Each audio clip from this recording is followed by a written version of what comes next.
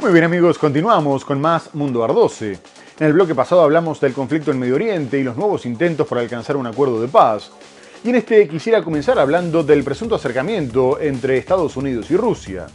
Después de que se anunciara que Donald Trump y Vladimir Putin mantuvieron una conversación telefónica de 1 hora y media en la que, según el Kremlin, hubo un tono franco y amistoso y que el mandatario republicano calificó de excelente, el vicepresidente del Consejo de Seguridad ruso, Dmitry Medvedev, salió a cuestionar el rol de Estados Unidos como mediador, afirmando que no era creíble que un país que robaba presidentes y provocaba conflictos pudiera adoptar ese rol de forma eficaz en todas las situaciones, aunque matizó que por lo menos la actual administración estaba intentando hacer algo al respecto, y no como su antecesor Joe Biden, que solo había financiado e impulsado la guerra. Y quien también se mostró escéptica con los resultados de las conversaciones con Rusia fue la alta representante de la Unión Europea para la Política Exterior, Kaja Kallas, teniendo en cuenta que elogiaba la heroica batalla que Irán estaba librando contra Estados Unidos. Los mandatarios abordaron el estancamiento de las negociaciones con Irán tras la visita a Moscú del ministro de Exteriores iraní Abbas Araghchi, y el líder ruso afirmó que la decisión de extender el alto al fuego de forma indefinida había sido la correcta, dado que había que priorizar las negociaciones y estabilizar la situación. A su vez afirmó que la ofensiva militar contra Irán tuvo consecuencias nefastas y advirtió que una eventual operación terrestre era completamente inaceptable y peligrosa, por lo que estaban decididos a apoyar firmemente los esfuerzos diplomáticos, y aprovechó para presentar propuestas sobre la cuestión nuclear. A su vez, Putin le comunicó a Trump que mantenían la iniciativa estratégica contra Ucrania, avanzando contra las posiciones enemigas. El último llamado entre Putin y Trump resuena en Europa. El miércoles, el presidente estadounidense catalogó la llamada como excelente. Sin embargo, este jueves, desde el Consejo de Seguridad de Moscú, matizaron la labor del republicano. No es justo suponer que un país que roba presidentes y provoca conflictos como este pueda actuar como mediador eficaz en todas las situaciones. Detuve 9 o 10 guerras, todos sabemos lo que eso significa, palabras de un famoso político actual. El problema es que casi todos estos conflictos se han reanudado, pero no puedo negar otra cosa. Al menos la actual administración estadounidense, la de Donald Trump, está intentando hacer algo al respecto. Recordemos la anterior administración demócrata de Biden, simplemente impulsó la guerra y financió el conflicto al máximo. Incluso en la comunicación entre líderes se habló sobre la posibilidad de montar una tregua para el 9 de mayo, día de la victoria contra la Alemania nazi en 1945. Respecto a un acuerdo duradero, la alta diplomática de la Unión Europea, Kaja Kallas, dijo que las conversaciones están estancadas, y también fue escéptica sobre el valor de las charlas entre Washington y Moscú. Well, the Ukraine peace talks are really stalling. Actually, there is nothing happening. Bueno, las conversaciones de paz en Ucrania están realmente estancadas. De hecho, no está pasando nada. Por supuesto, cuando vemos estas llamadas entre el presidente estadounidense Donald Trump y el presidente ruso Vladimir Putin, y luego siempre, ya saben, hay muchas preguntas sin respuesta, considerando que Rusia está elogiando abiertamente la heroica batalla que Irán está librando contra Estados Unidos. Y el mandatario ruso Vladimir Putin anunció que cesaría las hostilidades contra Ucrania el 8 y el 9 de mayo, con el objetivo de poder conmemorar el día de la victoria sobre la Alemania nazi y celebrar el tradicional desfile militar sin inconvenientes, y afirmó que esperaba que Kiev siguiera su ejemplo, o de lo contrario, llevarían a cabo un ataque masivo con misiles contra el centro de la capital. Además advirtió que, si bien tenían la capacidad de realizar ese bombardeo, hasta ahora se habían abstenido por razones humanitarias. La capacidad de Ucrania para atacar Moscú preocupa a las autoridades rusas, que ya habían informado que en esta oportunidad no iban a desfilar vehículos blindados, un miedo que se justifica después de que en los últimos días un dron impactara en un edificio residencial a 10 kilómetros del Kremlin. A su vez, el presidente ucraniano Volodymyr Zelensky destacó que por primera vez en muchos años Rusia no se podría permitir mostrar equipamiento militar en el desfile, porque tenían miedo de que drones ucranianos pudieran sobrevolar la Plaza Roja. No obstante, Zelensky anunció una tregua del 5 al 6 de mayo, dejando en manos de Moscú la posibilidad de extenderla, porque consideraban que la vida humana tenía un valor incomparablemente mayor que cualquier celebración, y comunicó que a partir de ese momento actuarían de forma recíproca. Más tarde denunció el cinismo de Rusia por lanzar ataques antes de la tregua, aunque Ucrania hizo lo mismo, mientras que el campo de batalla permanece sin cambios importantes, aunque el Instituto para el Estudio de la Guerra aseguró que Rusia había perdido territorio en abril, unos datos que son cuestionados. Rusia anunció el lunes una tregua unilateral con Ucrania el 8 y 9 de mayo con motivo de las conmemoraciones de la victoria soviética en la Segunda Guerra Mundial y amenazó con lanzar un ataque masivo con misiles contra Kiev si Ucrania la violaba. Así lo informó el Ministerio de Defensa ruso en MAX, un servicio de mensajería respaldado por el Kremlin. Ucrania, sin embargo, respondió declarando su propio alto el fuego a partir de la medianoche del 5 de mayo, al asegurar que el anuncio ruso no era serio.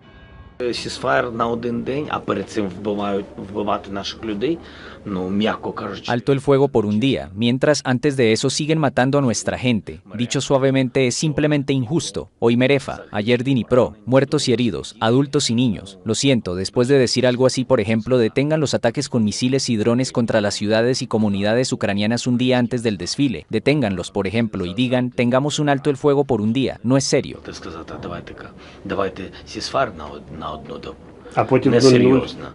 Ataques rusos mataron el lunes a 9 personas en toda Ucrania, según funcionarios de ese país, mientras que un dron ucraniano se estrelló contra un edificio residencial en Moscú. Rusia perdió en abril más territorio del que ganó en Ucrania por primera vez desde la contraofensiva ucraniana de mediados de 2023, según un análisis de la AFP basado en datos del Instituto para el Estudio de la Guerra. Pese a que los combates en el frente alcanzaron una situación cercana al estancamiento, en los últimos meses han continuado sin tregua ataques intensos y mortales, en su mayoría por drones. Esta nueva disputa entre Moscú y Kiev se produce en momentos en que Estados Unidos centra su atención en el conflicto en Oriente Medio después de los esfuerzos diplomáticos para poner fin a la guerra en Ucrania. Mientras tanto, Rusia continúa perdiendo influencia con el acercamiento de Armenia a la Unión Europea, en un claro giro de Ereván después de que Moscú se negara a salir en su defensa tras la ofensiva de Azerbaiyán, con la que se hizo con el control de Nagorno-Karabaj. En este contexto, el bloque comunitario llevó a cabo su primera reunión bilateral y presentó al país como un cruce de caminos para el transporte de mercancías de China e hidrocarburos de Asia Central, convirtiéndose en un nudo regional para nuevas rutas comerciales globales, como alternativa a Rusia e Irán. Además, la presidenta de la Comisión Europea, Ursula von der Leyen, destacó que el primer ministro Nikol Pashinyan había apostado valientemente por la paz con Azerbaiyán, por lo que querían demostrarle que la paz traía prosperidad, prometiendo invertir en la construcción de infraestructura para el transporte de mercancías e hidrocarburos, conectar su mercado digital con la red europea y apoyar proyectos en materia de energías renovables e independencia energética. El Parlamento armenio ya votó a favor de iniciar el proceso para formar parte de la Unión Europea, lo que generó el recelo del Kremlin, y Vladimir Putin le aclaró a Nikol Pashinyan que si terminaban ingresando al bloque como miembros plenos, ya no podrían formar parte de la Unión Económica Eurasiática, al tiempo que le recordó que los armenios estaban pagando por el gas ruso menos de la tercera parte que los europeos. Los armenios siempre fueron muy cercanos a Moscú y los intentos del mandatario de dar un fuerte giro en sus alianzas se pondrá a prueba en las elecciones legislativas del 7 de junio. En Ereván, un apretón de manos que simboliza una alianza entre el primer ministro armenio a la derecha y los líderes europeos. El acercamiento se confirma. Armenia puede convertirse en un centro neurálgico regional para las nuevas rutas comerciales mundiales, especialmente en el ámbito crucial de las materias primas esenciales, y Europa está dispuesta a apoyarles. El objetivo de los europeos, contrarrestar la influencia de Rusia, aliado histórico de Armenia y del que Ereván busca distanciarse. El punto de quiebre fue la inacción del Kremlin ante las ofensivas de Azerbaiyán en 2021 y 2022, y posteriormente durante la reconquista de Nagorno-Karabaj en 2023. Como resultado, Ereván se vuelve hacia Bruselas. El año pasado, el Parlamento armenio votó a favor de iniciar el proceso de adhesión a la Unión Europea, una decisión aplaudida por el presidente francés. Armenia ha tomado la decisión, en cierto modo, de la mayoría geopolítica de salir de este obstáculo y volverse hacia Europa. Nosotros, los franceses, no podemos hacer como si eso no existiera. Debemos aceptar esa elección y comprometernos con ella. Pero este giro irritó a Moscú. Esto debe quedar claro, hay que decirlo con honestidad y sin rodeos, como se suele decir, sin ambigüedades. Es imposible formar parte a la vez de la Unión Aduanera de la Unión Europea y de la Unión Económica Euroasiática. Otro problema es que Armenia sigue siendo muy dependiente, sobre todo en lo que respecta a sus infraestructuras energéticas, gestionadas en gran medida por empresas rusas. Por otra parte, Donald Trump generó revuelo al anunciar que retiraría 5.000 soldados de Alemania y asegurara que era solo el principio, una medida que de cualquier forma es más simbólica que otra cosa, ya que la ley de autorización de defensa le prohíbe reducir el número de tropas en Europa por debajo de las 76.000. No obstante, la OTAN comunicó que estaba trabajando con Estados Unidos para entender los detalles del anuncio, mientras que los dos presidentes republicanos de las comisiones parlamentarias de las Fuerzas Armadas, del Senado y de la Cámara de Representantes, Mike Rogers y Roger Wicker, dijeron que estaban muy preocupados por la decisión del mandatario y por la mala señal que se le estaba enviando a Vladimir Putin, dado que si bien los aliados se encaminaban a gastar en defensa el 5% de su Producto Interno Bruto, la reducción prematura de la presencia estadounidense en Europa corría el riesgo de debilitar la disuasión. Sin embargo, el menos preocupado pareció ser Alemania, ya que el ministro de Defensa, Boris Pistorius, afirmó que el repliegue norteamericano no los tomaba por sorpresa y que los europeos tenían que asumir más responsabilidades en materia de seguridad, aunque el canciller Friedrich Merz comunicó que Estados Unidos también había dado marcha atrás al despliegue en Alemania de misiles de largo alcance Tomahawk, acordado en el 2024, explicando que los estadounidenses no tenían suficientes para sí mismos. A su vez, el mandatario alemán negó que estas medidas tuvieran que ver con sus críticas a Estados Unidos por la guerra contra Irán, después de que afirmara que el gobierno de Trump no tenía una estrategia, que fue una decisión desacertada y que toda la nación estaba siendo humillada por la Guardia Revolucionaria. El presidente Donald Trump advirtió el sábado que prevé reducir drásticamente el número de soldados estadounidenses en Alemania, tras un primer anuncio sobre la retirada de 5.000 efectivos. Vamos a reducir drásticamente la plantilla y la reduciremos mucho más allá de los 5.000. El viernes el Pentágono anunció la reducción de ese número de tropas para los próximos 6 a 12 meses, lo que corresponde aproximadamente al 15% de los 36.000 soldados destacados en Alemania, un país aliado miembro de la OTAN. La OTAN aseguró que está trabajando con Estados Unidos para entender los detalles de su decisión, según escribió en la red social X su portavoz Alison Hart. Trump reprocha a sus aliados europeos no invertir suficiente en seguridad y los acusa de depender en exceso de la protección militar estadounidense. También está molesto por la falta de apoyo a su ofensiva lanzada a finales de febrero contra Irán junto a Israel. Alemania anima a Europa a asumir más responsabilidad por su propia seguridad. Su gobierno acaba de anunciar un histórico aumento del gasto militar a costa de un hachazo a las partidas sociales. La OTAN también insiste en la necesidad de invertir más en defensa. La decisión de Trump de retirar tropas de Alemania llega días después de estas declaraciones del canciller alemán. Estados Unidos está siendo humillado por Irán, dijo Merz. Trump le acusa de hacer un trabajo terrible al frente del gobierno alemán. Ahora sobrevuela la amenaza que también lanzó a Italia y España de reducir su presencia militar. Acusa a ambos países de no haberle apoyado en la guerra de Irán. Pero las medidas contra Alemania no terminaron ahí, ya que Donald Trump anunció la imposición de aranceles hasta el 25% a los autos y camiones de la Unión Europea, lo que perjudica sobre todo a los fabricantes alemanes. El mandatario norteamericano justificó la medida, asegurando que Bruselas no estaba cumpliendo con el acuerdo comercial, y volvió a llamar a que comenzaran a fabricar en Estados Unidos, destacando que el sector ya había invertido en su país más de $100.000 millones en plantas que emplearían trabajadores estadounidenses. Por último, Trump se refirió al fallo de la Corte Suprema que anuló la mayoría de los aranceles que había impuesto y dijo que no solo volverían, sino que serían mucho más altos, como medida para defender la industria nacional. La Corte incluso había ordenado devolver el dinero de los aranceles ilegales, considerando que el presidente se había excedido en sus poderes, pero el gobierno norteamericano afirmó que los gravámenes a los autos, al aluminio o al cobre seguían plenamente vigentes. La Unión Europea sigue sin ratificar el acuerdo comercial con Washington, dado que el Parlamento exige salvaguardas que permitan suspender su implementación si se los volvía a amenazar con aranceles o se ponía en riesgo su integridad territorial, como ocurrió cuando Trump reveló sus intenciones de tomar Groenlandia. Además, quieren limitar hasta marzo del 2028 este acuerdo comercial por considerar que es un mal acuerdo, dado que los estadounidenses limitarían sus aranceles hasta el 25% a cambio de que los europeos los llevaran a cero, mientras que la Comisión Europea sostuvo que era preferible este tratado a una guerra comercial.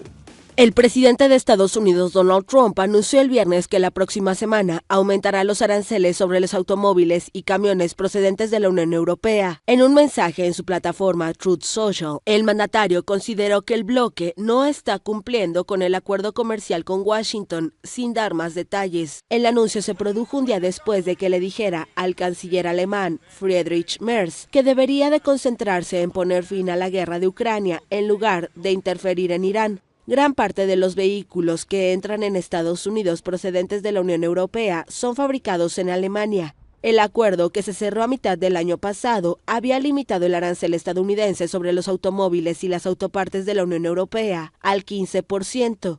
A finales de marzo, los eurodiputados dieron luz verde al acuerdo arancelario del bloque con Trump, pero con condiciones, y el texto aún debe ser aceptado por los Estados miembros. Más de una quinta parte de las exportaciones de vehículos de la Unión Europea en 2025 fueron a Estados Unidos.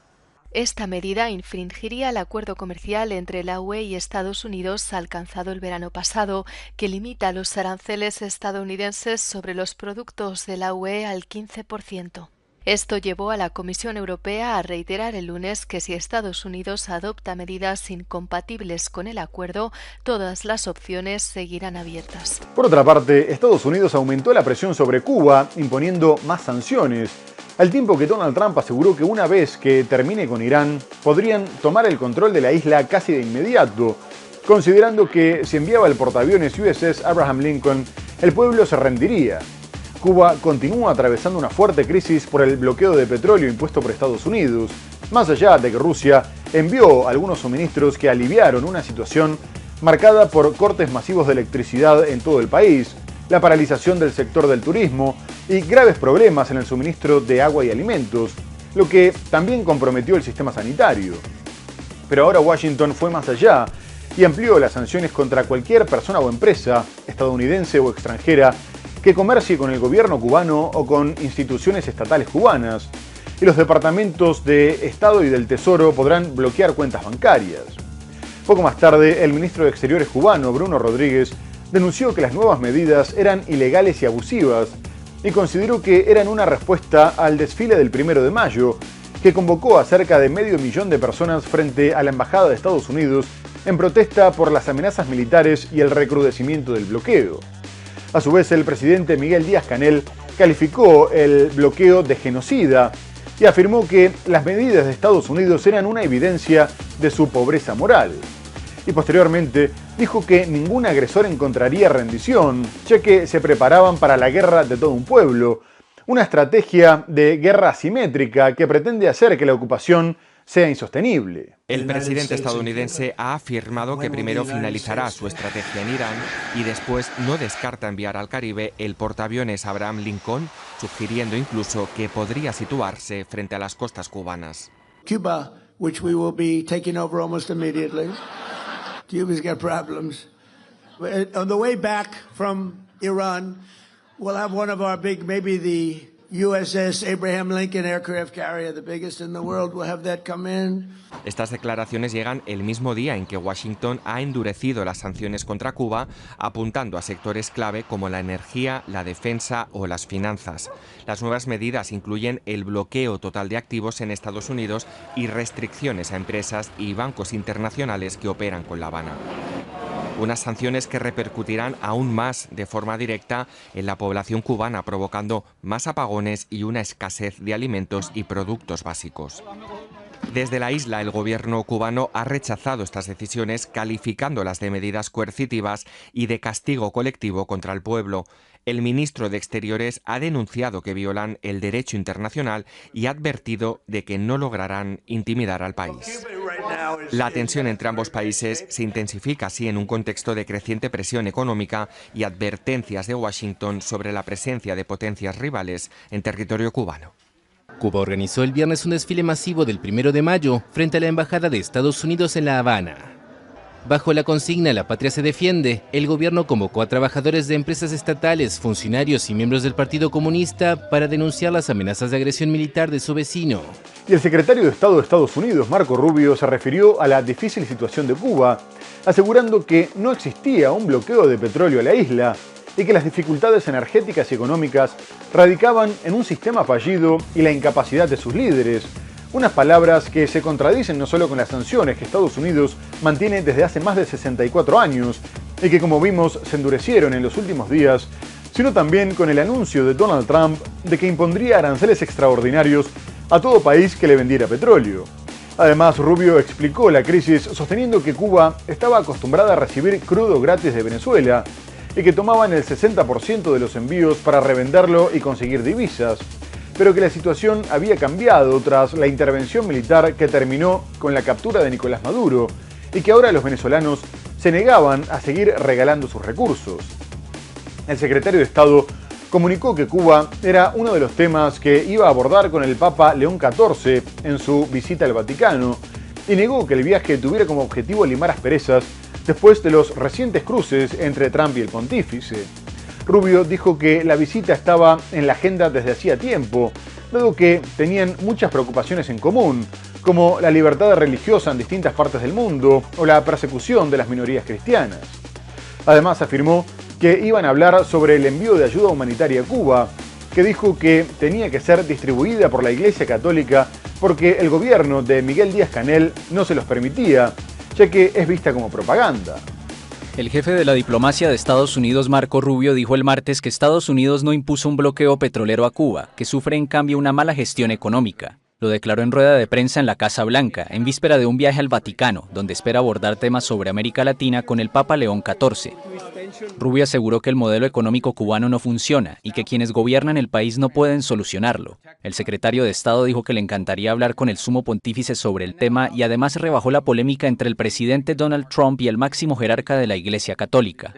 Va al Vaticano para reunirse con el Papa. ¿Es esto un intento de limar asperezas con el Papa, dado el tono de la retórica entre el presidente Trump y...? No, o sea, es un viaje que habíamos planeado desde antes y obviamente han pasado algunas cosas. No, mire, hay mucho de qué hablar con el Vaticano. Le pongo un ejemplo. El Papa acaba de regresar de un viaje a África, donde la Iglesia está creciendo con mucha fuerza y tenemos preocupaciones compartidas sobre la libertad religiosa. Rubio recordó que Estados Unidos ha entregado a Cuba $6 millones en ayuda humanitaria, pero que el régimen no les permite distribuirla y por eso lo hacen a través de la Iglesia.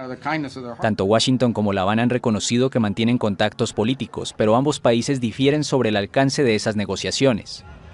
De orígenes cubanos, el secretario de Estado tiene un interés personal en la política sobre la isla desde su época de senador, y el propio Trump ha asegurado que lo ve capaz de asumir las riendas del país situado a poco más de 150 kilómetros de las costas de Florida.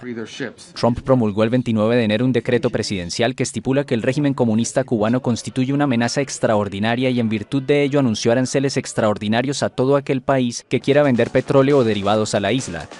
Asimismo, la justicia de Nueva York apuntó contra el gobernador de Sinaloa, Rubén Rocha Moya, por supuestos vínculos con el narcotráfico, por lo que este decidió dejar su cargo de forma temporal, pidiendo licencia por 30 días para facilitar las investigaciones de Estados Unidos, ya que para que fuera citado tendría que haberse aprobado un procedimiento de desafuero en el Congreso.